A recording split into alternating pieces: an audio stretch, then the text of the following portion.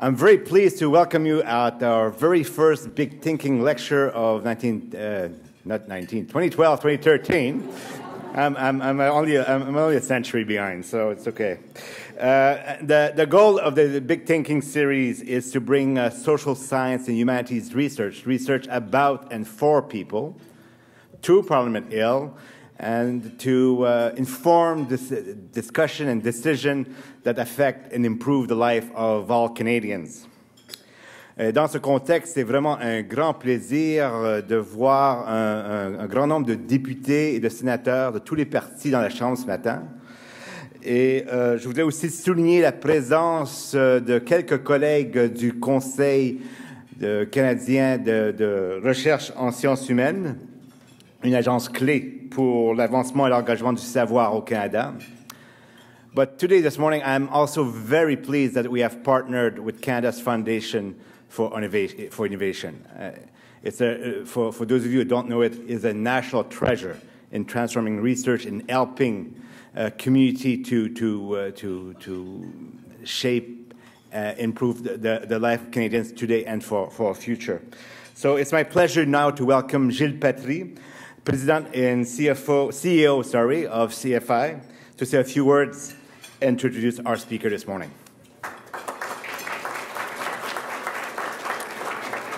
Merci infiniment, Jean-Marc. C'est avec grand plaisir que la Fondation canadienne pour l'innovation s'associe à cette causerie, voire grand. Cette causerie qui nous permettra aujourd'hui d'entendre le professeur Ken Coates, titulaire de la chaire de recherche du Canada sur l'innovation régionale. At the Canada Foundation for Innovation, we believe that research builds communities and that innovation has a positive impact on our lives as Canadians. For 15 years now, the Government of Canada has entrusted the CFI to make significant investments in Canada's research community. To date, the CFI has invested more than $5.6 billion, that is $12 billion worth of infrastructure, research tools, equipment, and facilities in universities, research hospitals, and colleges. We were obviously delighted a few months ago when we were awarded $500 million in the most recent federal budget to support the Foundation's core activities starting in 2014. Nous savons que les investissements en recherche et en innovation engendrent des retombées dans les collectivités partout au pays. And you may have noticed in front of you today our newsletter, Innovation Now, where we showcase our federal support for research and innovation and in building communities and helping strengthen Canada's economy. In fact, at the University of Calgary, for example, researchers are making brain research surgeries safer and saving valuable healthcare dollars.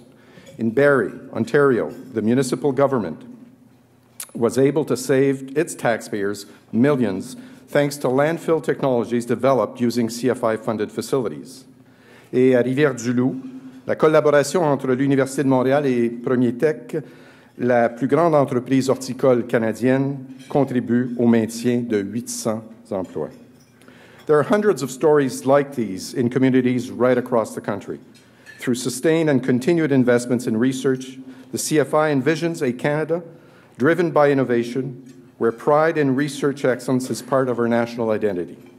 This vision can only become a reality if it includes all of Canada's diverse regions and rural communities. Dr. Coates is the Canada Research Chair in Regional Innovation at the University of Saskatchewan. He's interested in this question of how Canada's rural and remote regions can benefit from the scientific and technological innovation shaping our communities, shaping the economy. I'm thrilled today to be introducing one of Canada's foremost historians and an expert in systems of innovation. Dr. Coates will speak for approximately 25 minutes, followed by questions and discussion. Please join me in welcoming Dr. Coates.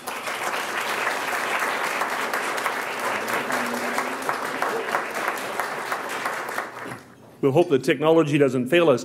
I'm absolutely delighted to be here. It's a great honor to be here in the Parliament buildings, to be in Ottawa, and particularly to have a chance to speak to this wonderful audience. And I hope that I can give you a few words in the 20 to 25 minutes I've been allocated.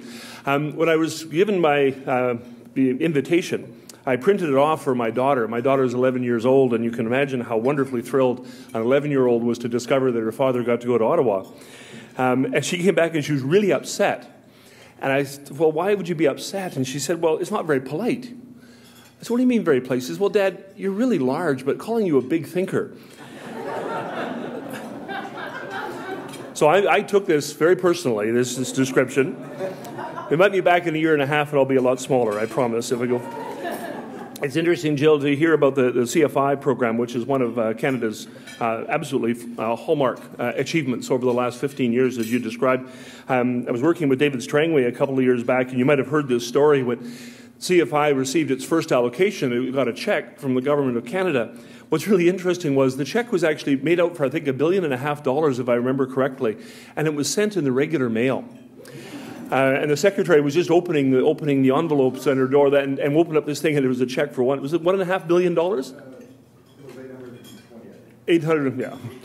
Oh, gee, it's a small, an absolutely small one.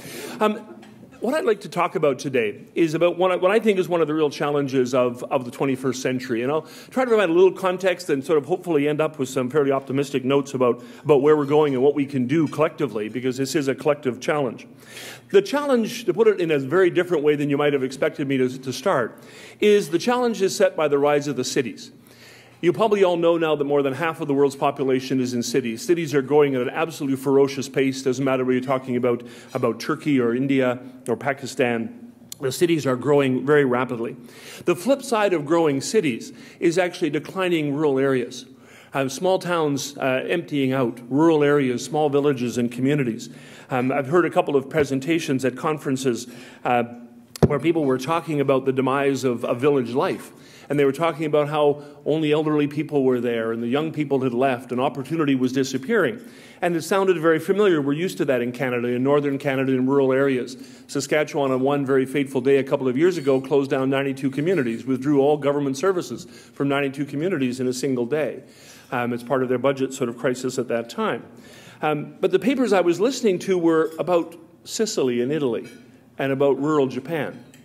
This is a global phenomenon. And the rise of the cities has basically presented a very, very serious challenge for all of us. And that's the context in which I'd like to sort of present my thoughts today.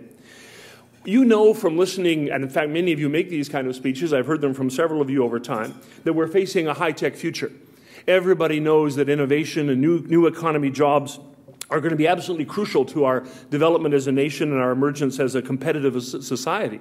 We have lots of reports that talk about productivity and keyed in competitiveness, about the need to invest in new technologies. We have some wonderful examples. I was very, very blessed to spend 5 years in Kitchener-Waterloo, working at the University of Waterloo in one of the most innovative ecosystems anywhere in the world. The high-tech environment there created around RIM and OpenText and many, many other companies. And whenever I travel now, people will actually say, well, tell us about what happened in Waterloo. You'll remember David Johnson, who has a different job. He wasn't very good at the president, so we found him something else to do. And the Governor General, and he used to give these wonderful talks all the time where he'd basically ask the question, what's in the water at Waterloo? And there's lots of answers about universities and technology and CFI investments and everything else. But in fact, the underlying principle of Waterloo was in fact the commitment of the people to their region and their city and their country. There's a point at which, if you're interested, we can talk about this, that one of the most important factors in any innovation economy in the world is a simple phenomenon of what's called the entrepreneurial nationalist. It is somebody who builds companies and stays in their home country. It is something we have in small supply in Canada that we need at a much larger level. So, building the national economy rests on high technology, on developing new companies, on developing new employment opportunities, and working in whatever way we can to create these kinds of jobs that sort of are key to the future. But here's one of the challenges. What we're trying to do is what everybody else is trying to do. If you take the question of national innovation and type in the name of almost any country in the world, you will find that they have a national innovation strategy. We got a wonderful presentation one time from the Government of Canada about Canada's National Innovation Strategy. The previous day, I had printed off a copy of Botswana's National Innovation Strategy. They were almost point for point exactly the same. The same kind of investment, the same kind of commitment. We have a global race to innovate. Our competitors are all over the world. Israel has one of the most competitive, creative, entrepreneurial innovation economies anywhere. Finland, South Korea, Japan. But in countries that do not have a very strong innovation economy are trying to build them. So as we try to create in Canada, we are competing against the very best you can see anywhere. Now, it's hard to summarize what an innovation economy is all about, so I'll give you my very simple equation. I'm a humanist and a social scientist, proudly so. This is about as much math as you're ever going to get from me. But I think you can see it's a very, very simple concept. And you can see in the words here, speeches we've heard from every politician in the country at different times. You know, what do we need to compete? Advanced education. People usually define that as universities, but it should be universities and colleges. Advanced education. Basic research. Get the best minds thinking about the projects of the future, thinking about how to sort of develop new science, new technology, and what have you. You have to have commercialization. You have to take the ideas from the laboratory and bring them into sort of active and aggressive use. If you do that, the promise of the innovation equation is very simple. If you do that, you will create jobs because you've created new companies. You will create prosperity, and you will create competitiveness. That if you are innovative, if you are doing the first three things, you will actually move fairly quickly in the opposite direction. And guess what? We've done big parts of this, and we've done it extremely, extremely well. We have copied a model that has worked in many other places, but I don't think we ever really truly appreciate how successful we've been. Jill said I had to put Canada Foundation for Innovation first on here, so I did. Canada's made some impressive innovation commitments. We've done an extremely good job. The Canada Foundation for Innovation is a spectacular success story in many parts of the country, in every university, many colleges, hospitals, and what have you.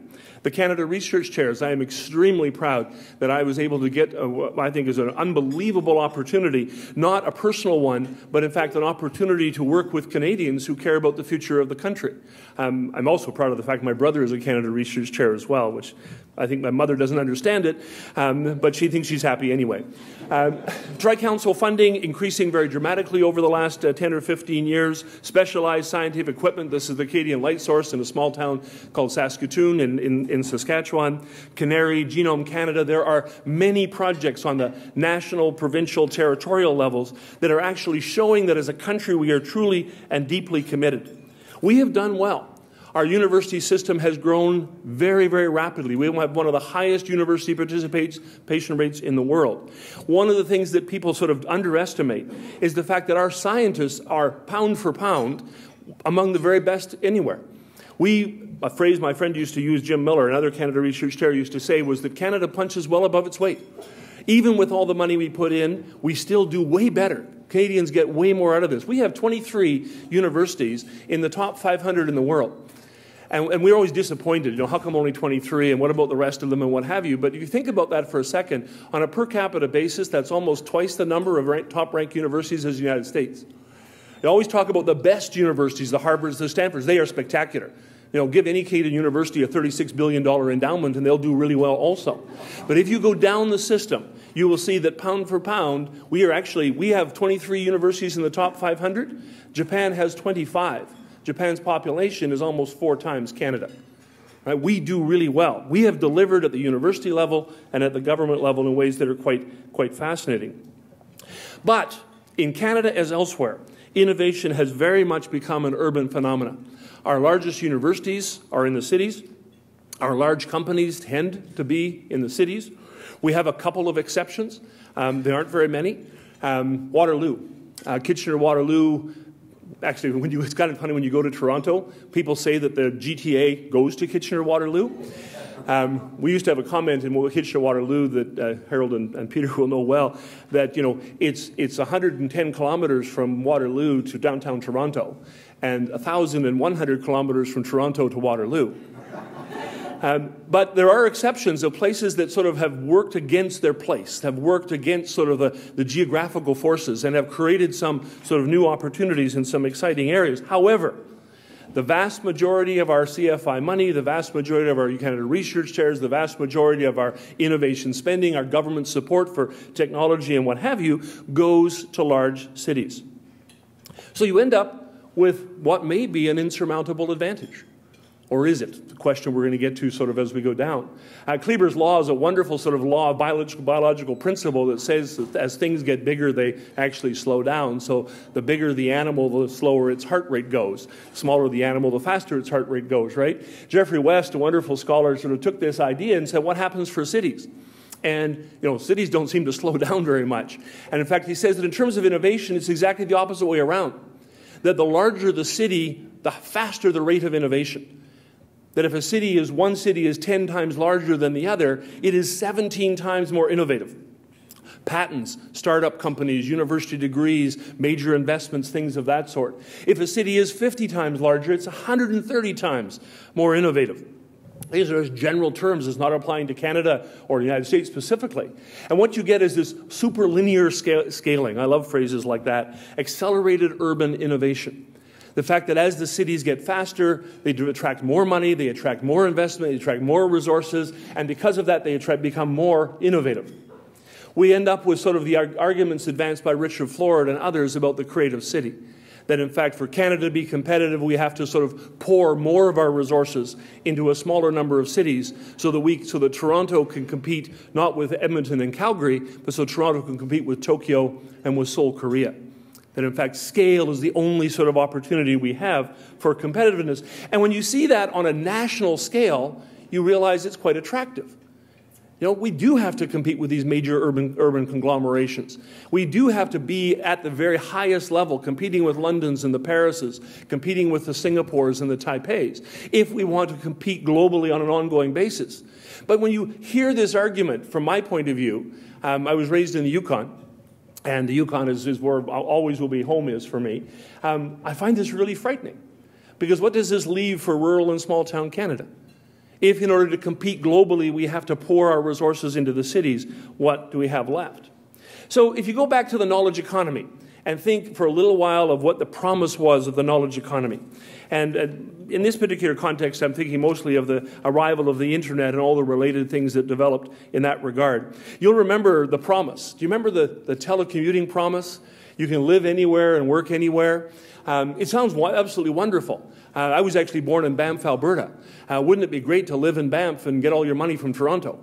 I mean, that would be a great, wonderful lifestyle if you could actually sort of do that. And that was one of the promises, that technology will destroy distance, that technology will overcome all those geographical barriers. We can work where we want to work, live where we want to live, and get our money wherever the money happens to be, anywhere in the world.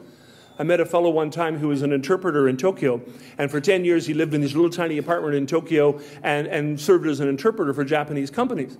And then his wife finally said, we can't take this anymore. They're living in 400 square feet. And had been there for a decade. So they sold out, and they only got $1.5 million for their house, and they returned to New Zealand. Well, at that time, $1.5 million would buy New Zealand. And so they moved back and had this wonderful house overlooking the ocean, all this kind of stuff. And guess what happened? Their company said, you don't have to live in Tokyo to work for us. I don't know why you stayed all this time. And so they lived in New Zealand, beautiful place, and worked in Japan. This was the promise.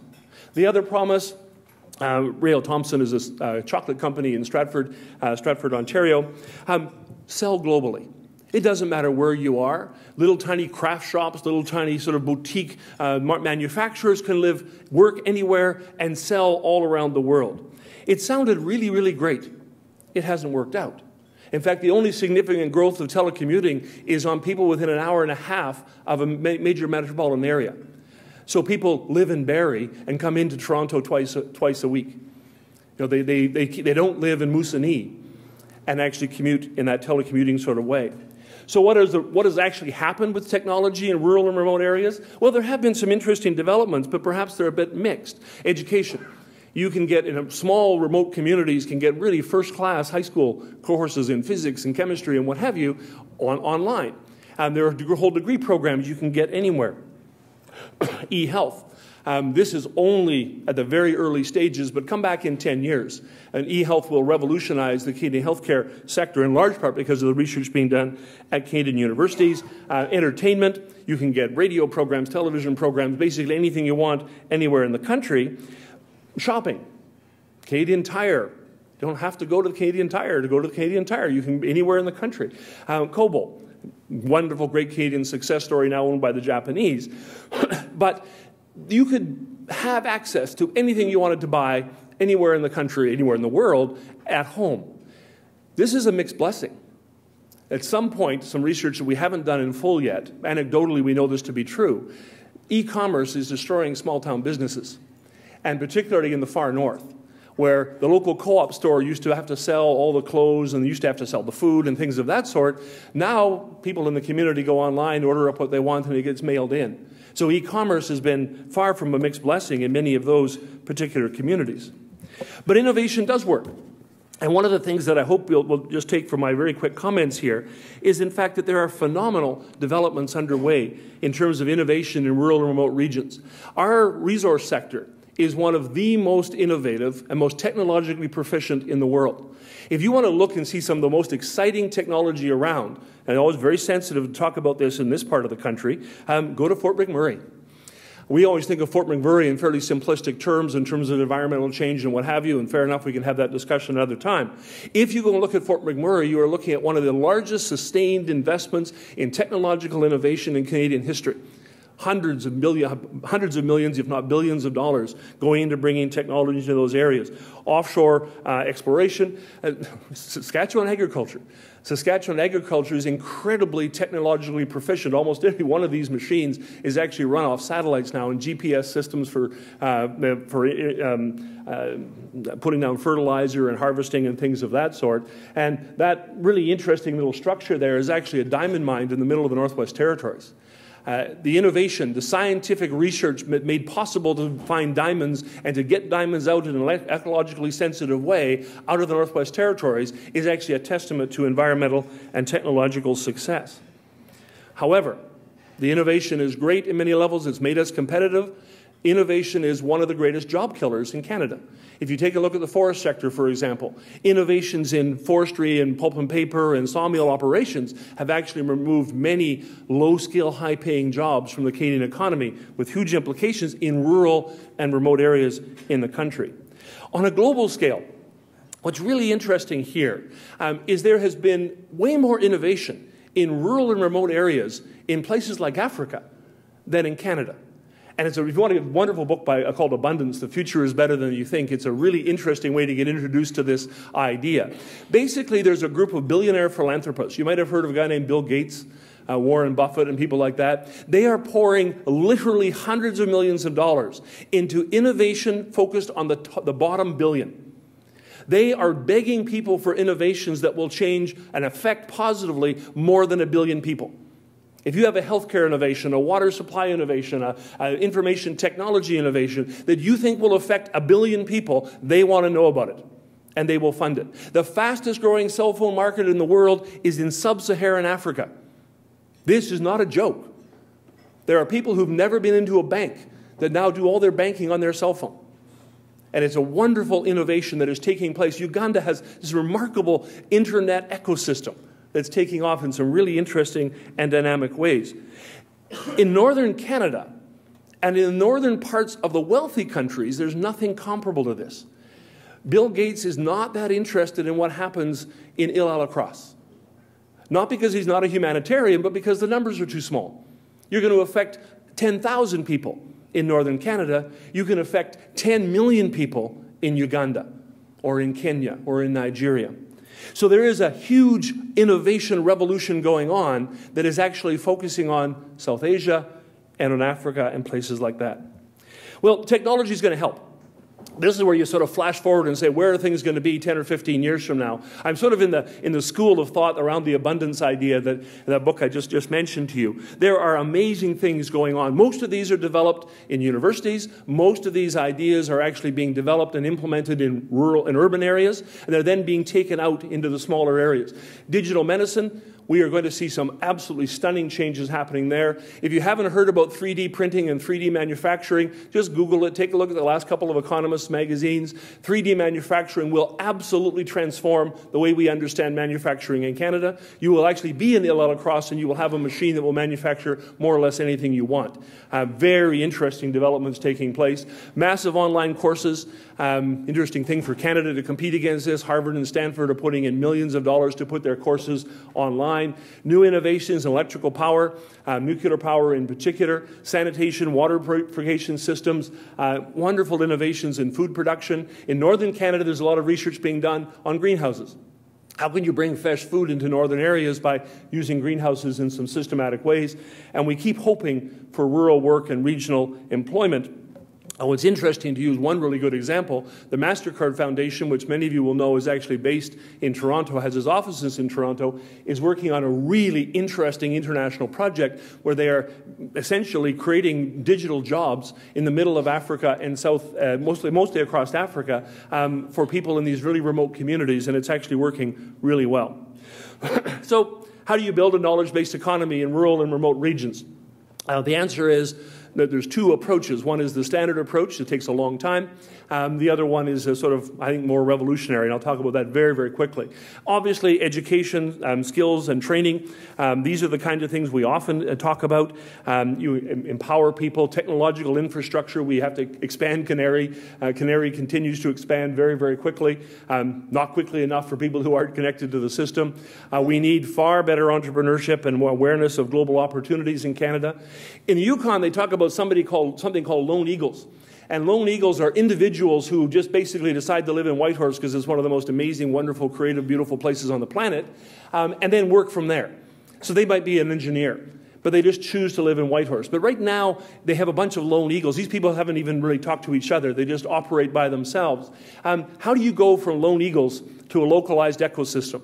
How do you create a small-scale Waterloo in Prince Albert, Saskatchewan? Or in Grand Prairie, Alberta, and things of that sort. Capitalize on local industries and economies, and find some boldness, which is not a fairly strong Canadian characteristic. But there are new opportunities that I want to sort of just leave with you to sort of ponder and maybe talk about later on. I think we need a national technical collaboration. I should point out by saying here, one thing we don't, I shouldn't say this with Jill looking at me and all my colleagues from Shirk and Humanities here, we don't really need a lot more money. Money's not the issue here. I think we can always take it. If you want to give me more money, we'll use it effectively. Canadian universities do very, very well in that regard. But the issue here is one of perspective. We need a national technical collaboration. We need to make it a national priority for our best scientists and our best social scientists working together to figure out what will work in rural and remote parts of this country. Not work individually, but create a national commitment to this area. We need to bundle innovation. Right now, healthcare is innovating in that corner. Education is innovating over there. We've got people on energy over in that part of the world. We have to bring all of these together. In small towns and rural areas, you need to have bundled innovation. These things will build off each other. If you make a major investment in healthcare in small town Canada, you have revolutionized the foundation for education and business. But if you only talk about it as a healthcare initiative, you're going to lose about 85% of the benefits from that kind of innovation. We need to create what I call here creating a rural and remote city. These areas are very small, but in fact there's a huge commonality of interests. My favorite example here is there's about 1.5 million people living in the subarctic. And I'm not sure remember as a part of it how often as a group that group gets together. People from northern British Columbia, from the Yukon, from Labrador, do you get together and talk about the possibilities and problems that you have? We can create, using technology, a rural and remote city. We can reproduce the interactivity of the city using the magic of modern information communication system. We can make Canada a test bed for innovation based on rural and remote regions. We do rural well. And we should be the best in the world. Everybody should look to us. Right now, people look to Australia. Because Australia, because of Crocodile Dundee, is far more sort of emotionally committed to the rural and remote areas, even though they physically want to live in the big cities. The final one that I'll just say here quickly, we need to rediscover and promote rural and small town Canada. We have turned rural and remote into negative words. People don't want to live in rural areas. Go and talk to a graduating class from medical school. How many of you are going to go work in Moosonee? Well, you bribe them. Huge bribes. rural and remote places, for the right people, are remarkable places to live.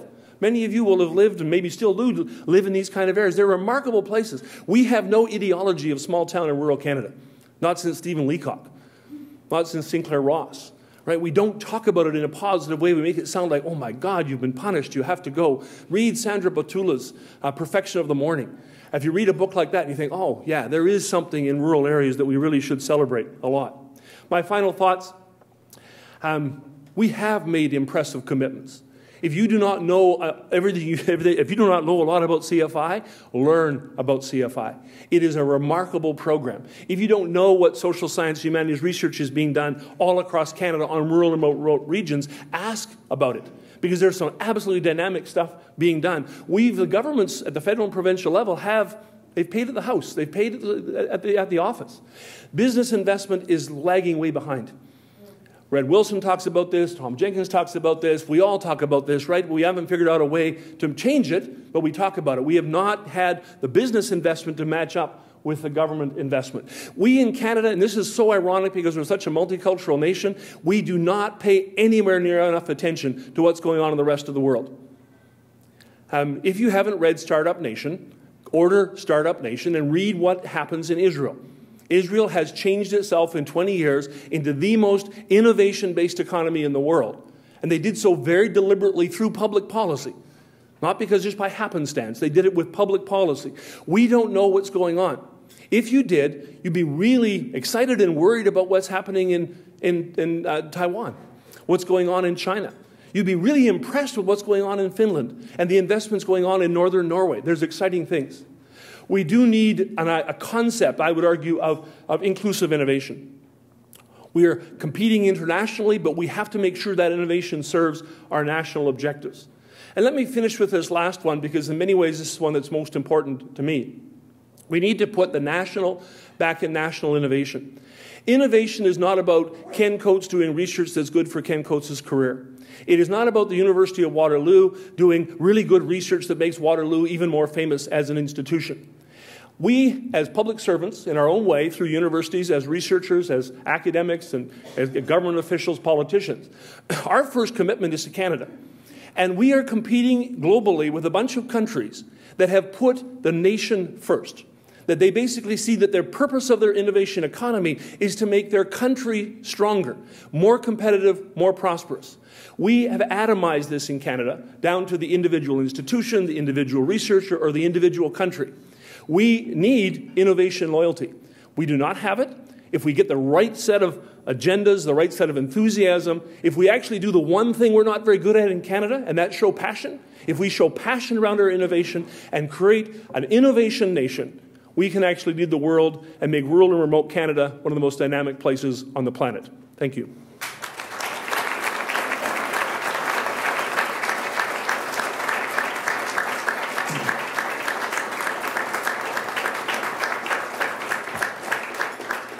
Well, thank you, Ken, for your passion and thoughtful insight about how we can rethink innovation in northern and remote and rural communities across the country.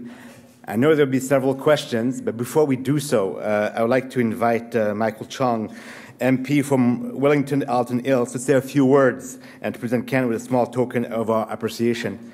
It's thanks to Michael that the Canadian Federation for Humanities and Social Science is able to hold these breakfasts here in a beautiful parliamentary restaurant.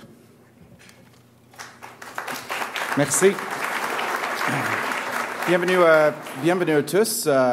Vous avez nous donné un très intéressant discours ce matin. Thank you for giving us a very interesting speech this morning. Once again, an excellent speaker that the Social Sciences and Humanities Federation has given us.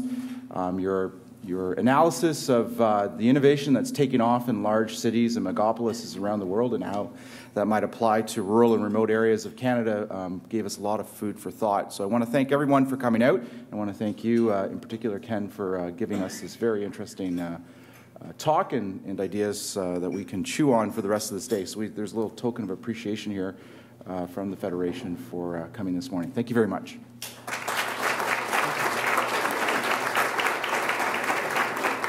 Merci, Michael. Maintenant, nous allons ouvrir la période des questions. Nous allons terminer à 9h moins quart. Please use the microphone in the center of the room, and feel free to use either French or English. And please just introduce yourself and ask a brief question. Thank you. So who's going to get us started this morning?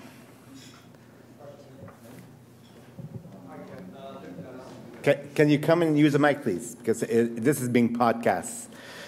So after if you want to go back to Ken's lecture or to tell other people how wonderful it was, it's going to be on the Federation website in a few days. So, Morning, Ken. Luc Lalonde. Ken, very good talk. I'd like to bring up the concept of youth in rural areas. As you know, there's a huge leakage of young talent from these communities. Could you share your thoughts about your policy inputted? There's a huge issue around young people, and part of it is just, again, the ideology of small-town life. I mean, if people are raised with the idea that all exciting things happen in the cities, they'll go to the cities. And they should. I mean, a lot of young people go away and then they come back and what have you. Let me just tell you something that we don't talk about very often. If you go into northern communities, you'll find an increasing backlash against university recruiters. You think, well, why is that? Part of the reason, very simple reason, is that there's not very many young people who are graduating from high school in these small towns, particularly in Aboriginal communities. You have a graduation rate of somewhere around 25%. And so guess what happens to the 25% who graduate is they have university and college recruiters who come up and say, why don't you come down to a major city in the south and work with us? When they do, two things happen. About half of the kids who come out of northern communities and go to universities fail. We always like in our world to say, well, at least they had a chance to try. I grew up with kids who did that, and they may as well have branded a big F on their foreheads because that's what they carried with them for the rest of their lives. And they didn't fail because they weren't smart enough. They failed because they went from a town of 1,200 people to a city of 2.5 million people. And that transition is socially really, really hard. So a lot of the communities, also, by the way, when people come out of those northern communities, they don't go back. And so those communities end up losing the very talent that they're counting on to sort of build their economy and to be leaders in the future.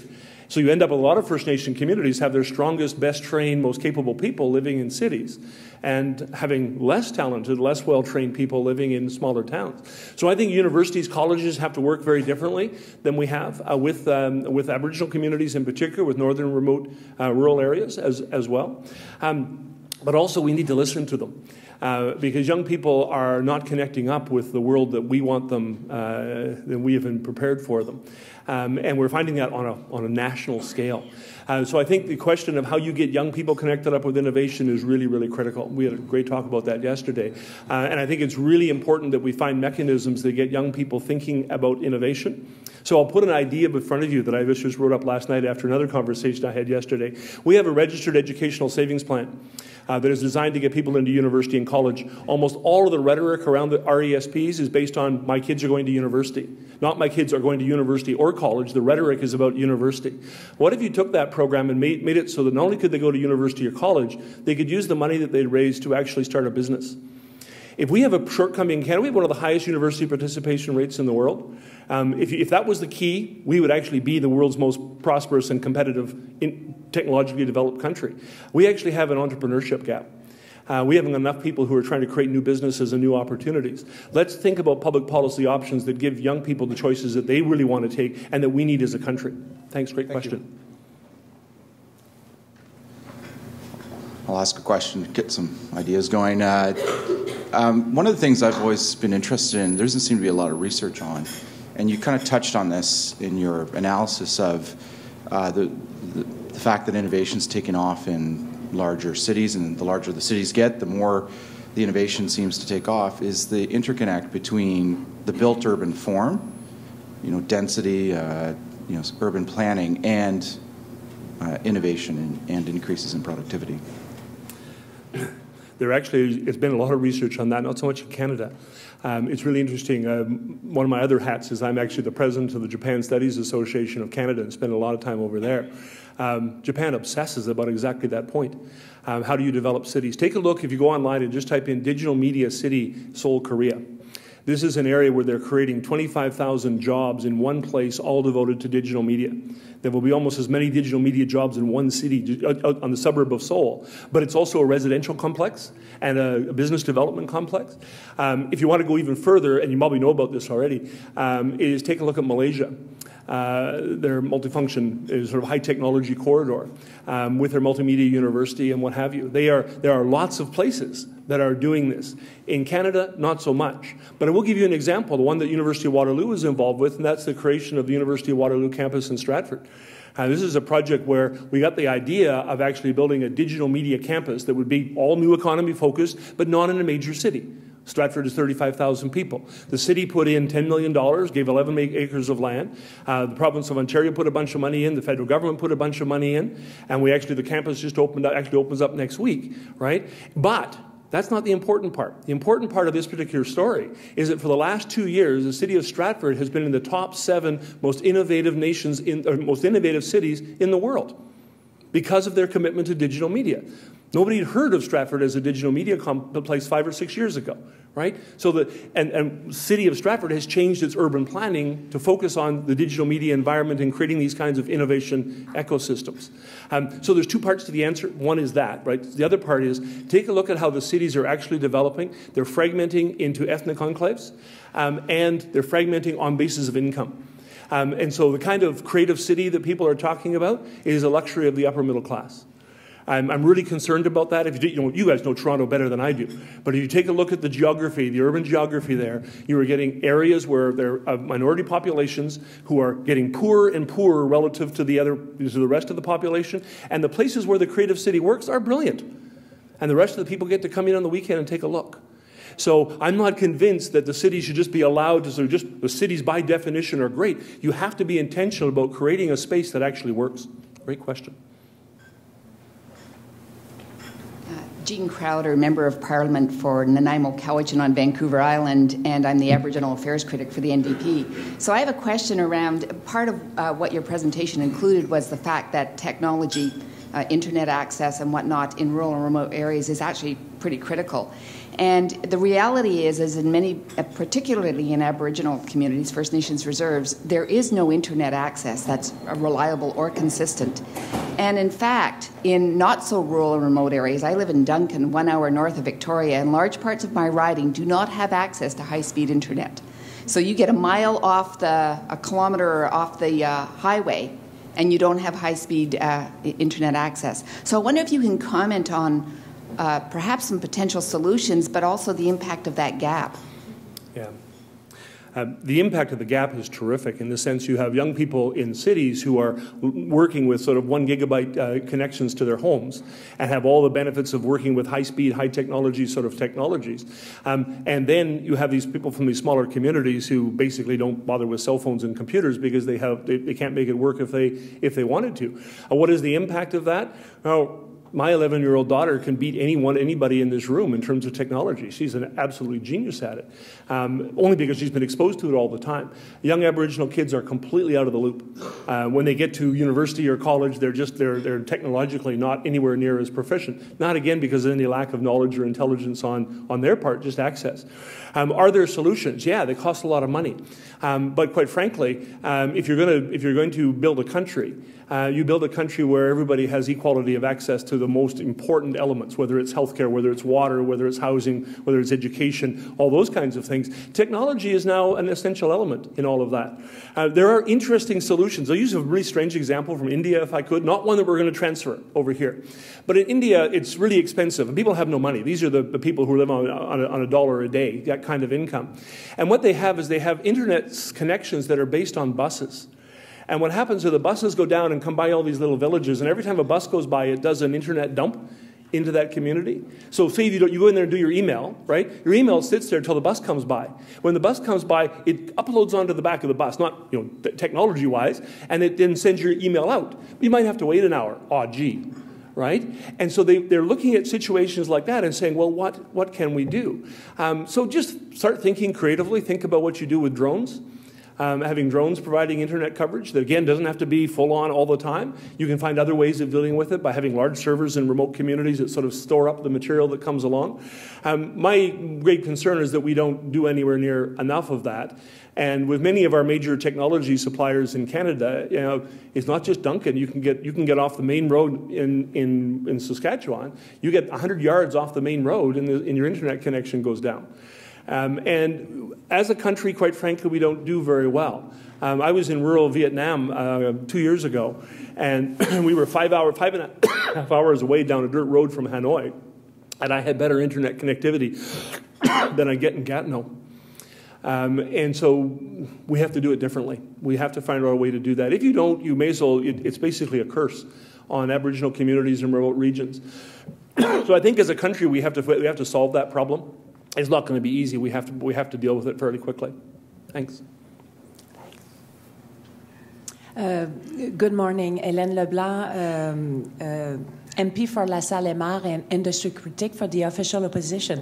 Thank you for a great talk. I think we need to have that talk more often because I think innovation rise from the challenges that there are in a country. And I think we invented, I always think of the skidoo, in order to move in snow and things like that. So there's a lot of innovation that rose from our geography, our demography, and also from all the different regions. Canada is a region. So I really appreciate that you bring forward this talk. And I think what my colleague raised is the infrastructure, is the internet access. And we need to be innovative on the way everybody will be at a level playing field. So as a policy point of view, what do you see the legislator would be bringing forward as policy that would make sure that there's no disparity between the different regions of Canada and there's not this competition where the rural and remote region compete with the urban region, and also how to raise with the challenge of the gridlock, let's say, in urban region also, and also the depletion of the rural. So in a policy point of view. It's kind of interesting. You know, the short answer on policy is start talking differently. Policy is wonderful. It's really important to do that kind of stuff. But I think it's very important we become far more assertive about the value of remote regions and small towns. That those of us who represent these areas, that you just basically don't accept the idea that everything in Canada has to flow into urban areas. It doesn't mean negative about cities. Cities are marvelous. You know, Canada, by any strength of the imagination, you can take our top 4 or 5 cities in the country, and they're in the top 50 in the world. I mean, we have great cities, right? So it's not a criticism of the cities. We don't do anywhere near as well as small areas. So I'll give you an example. The best thing you can do, actually go and take a look at what the European Union did in terms of developing infrastructure in Portugal and Spain. We were visiting there this last year, and you know they overcame those barriers. They decided that as a whole continent, that they were going to make sure they had the infrastructure in place so that smaller towns and remote regions would actually be competitive on the new economy. It takes a different kind of commitment, but the most important thing you can do is get it so people think positively about these areas. And if you get defensive all the time and say, well, you know, you can do okay in a small town, well, for some people, those small towns are exactly where they should live. There's no short answer beyond a major investment in the technology. It's not going to be there overnight. You have to actually lay the lines down. And it takes a lot of money. Canada is a huge, massive place. And so we shouldn't oversimplify that particular part of it. But I'll use an example of what you talked about, which I think is absolutely right, that your innovation flows best if it flows from who you are as a country. So guess what we're good at? We are one of the best countries in the world at natural resources. We are one of the best countries in the world at the second most important part of a resource economy, and that's our institutions.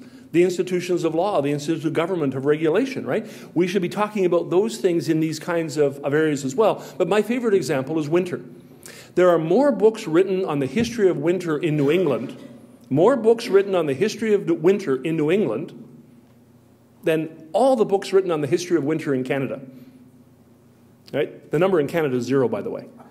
Right? Now, wouldn't you think that winter was a defining characteristic of this country? And shouldn't it be one of our major research things? I mean, I actually love winter. I think I was mad when I got here yesterday. It was too hot, right? I think it's fall time. It's time for snow. And we should, as a country, embrace that, but embrace it as a research challenge, right? And if we start doing that, then all of a sudden we'll develop what are the next, the Bombardier. It's going to come out of that kind of relationship. When we pull into cities, we basically fight against winter.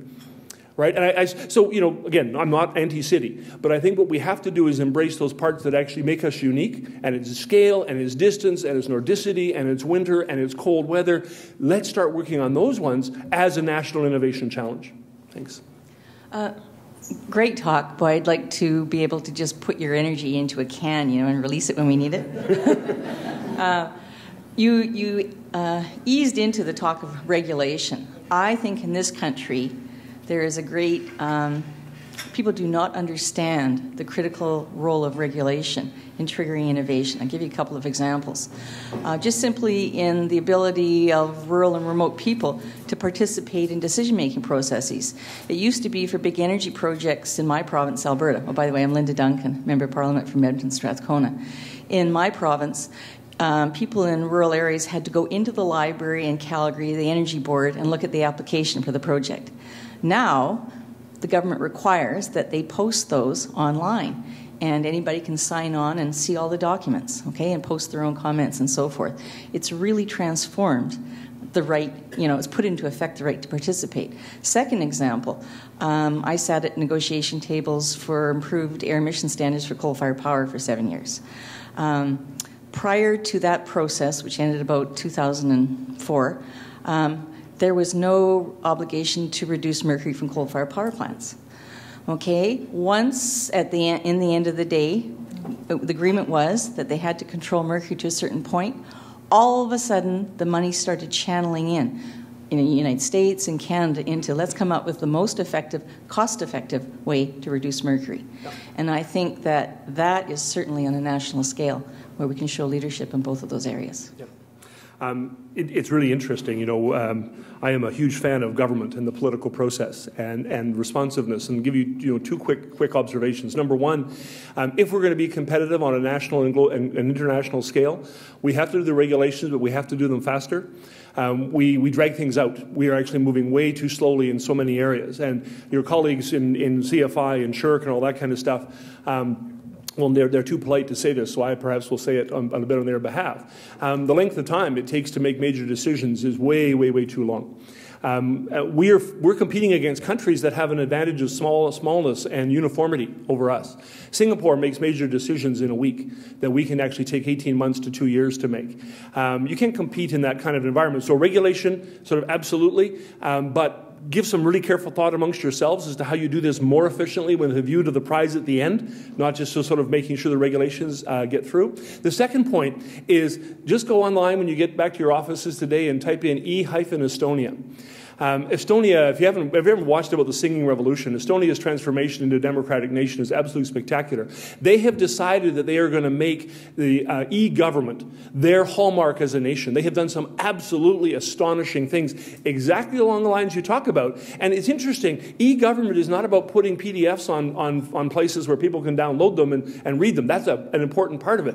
E-government is about participation, about making sure that you get full interactivity and full engagement. Take a look at Estonia, right? Realize that in Canada, one of our greatest strengths as a country is a phenomenon called federalism, and realize that one of our greatest weaknesses as a country is a concept called federalism.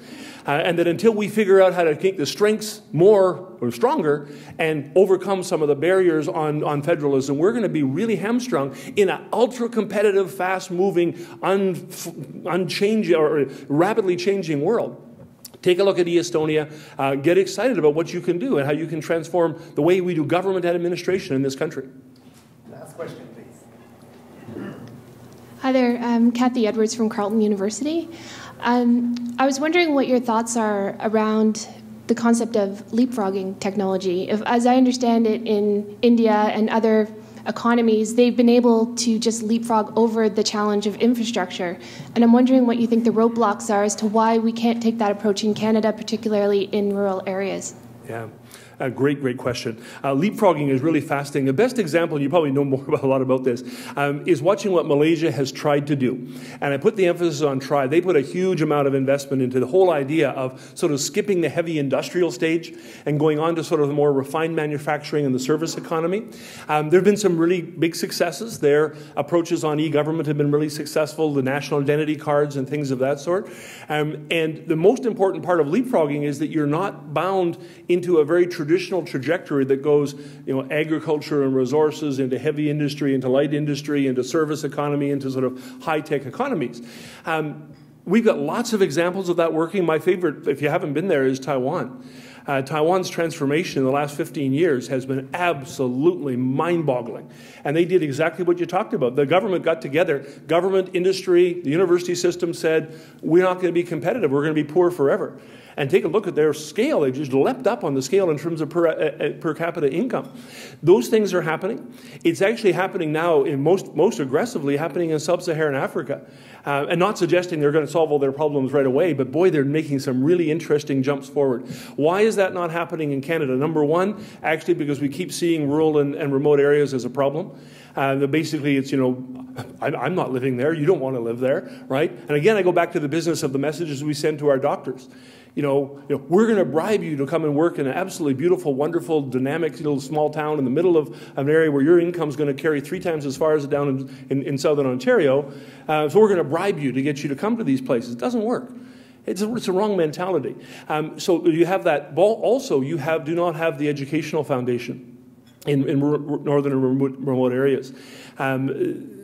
There's another whole set of issues around here, but I'm going to use this platform for one really quick second. Until, as a country, we take fetal alcohol syndrome seriously as a national crisis, we're not going anywhere in the north. About 25 to 30% of all Native children born in northern Canada have fetal alcohol syndrome or fetal alcohol effects. They are essentially uneducatable, untrainable, and have very serious difficulty making a transition into the workforce if they're able to do so. They will cost a child who has serious fetal alcohol syndrome, cost you several $1 million a year in government funding, the healthcare system, the prison system, and educational supports. As a nation, we are doing next to nothing to solve that. And I don't mean individually, individual doctors in individual regions, but as a country, we haven't tackled that.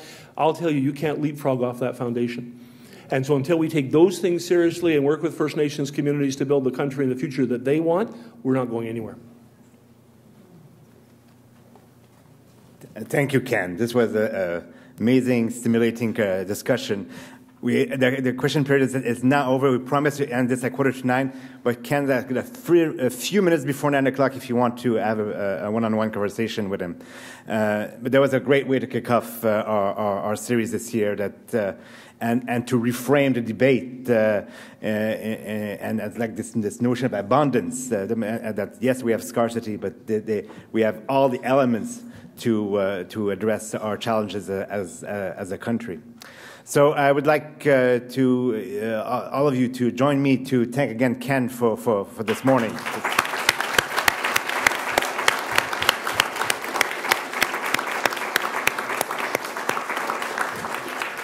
Je voudrais également remercier encore une fois la Fondation canadienne pour l'innovation pour son support et son partenariat ce matin. And I invite you to our next Big Thinking lecture. There's a pamphlet on your table. The Big Thinking lecture is going to be on October 23rd, and it's got a slightly deviation. It's going to be lunch in the railway room, with the Canada Research Chair on Health, Law, and Policy. So check our website, fedcan.ca, for details, register, and I'll hope to see you there. So bonne journée à tous. Merci encore.